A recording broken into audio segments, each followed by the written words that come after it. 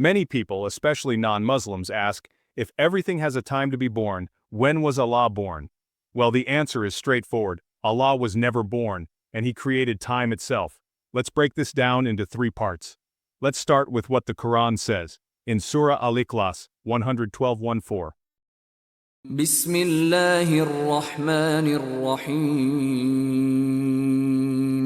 قل هو الله أحد الله الصمد لم يلد ولم يولد ولم يكن له كفوا أحد.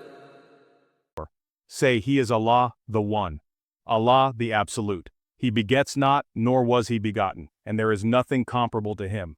This verse clearly states that Allah was never born and never gave birth to anyone. He is beyond human limitations. Everything in this world, from humans to animals to planets, has a beginning and an end.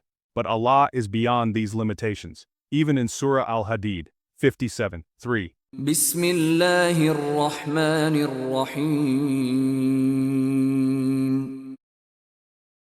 هو الأول والآخر والظاهر والباطن وهو بكل شيء عليم. This means Allah always existed and will always exist. He has no beginning and no end. Time is something we all experience, but have you ever wondered, where did time come from? Allah created everything, the heavens, the earth, and even time itself. The Prophet Muhammad, peace be upon him, explained this clearly in a hadith. Allah said, "The son of Adam offends me, he curses time, and I am time. In my hand is the night and the day." This means time is not independent, it is part of Allah's creation. Before Allah created the universe, there was no time. In Surah Al-Anbiya, 21:30. بسم الله الرحمن الرحيم أولم ير الذين كفروا أن السماوات والأرض كانتا رتقا ففتقناهما وجعلنا من الماء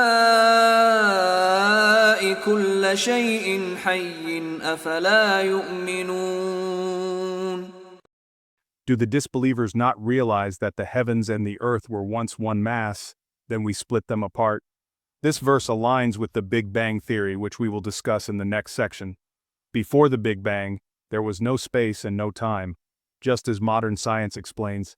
So, Allah exists outside of time, and He created time for us, just like He created space and matter. Modern science tells us that the universe had a beginning. The Big Bang theory states that everything started from a singularity, a point of infinite density, before expanding into the universe we see today. In Surah Fussilat 41:11. بسم الله الرحمن الرحيم ثم استوى إلى السماء وهي دخان فقال لها وللأرض ائتيا طوعا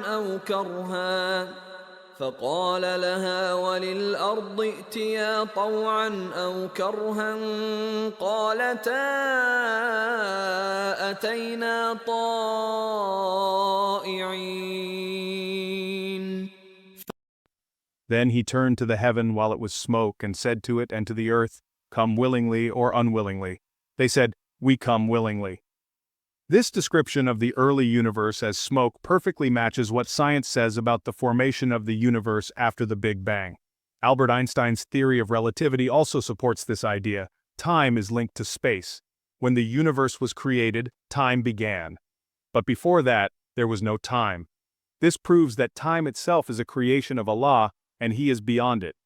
Asking when was Allah born is like asking what is north of the North Pole. The question itself is flawed because it assumes Allah is limited by time. So when someone asks, when was Allah born? The answer is simple. Allah was never born.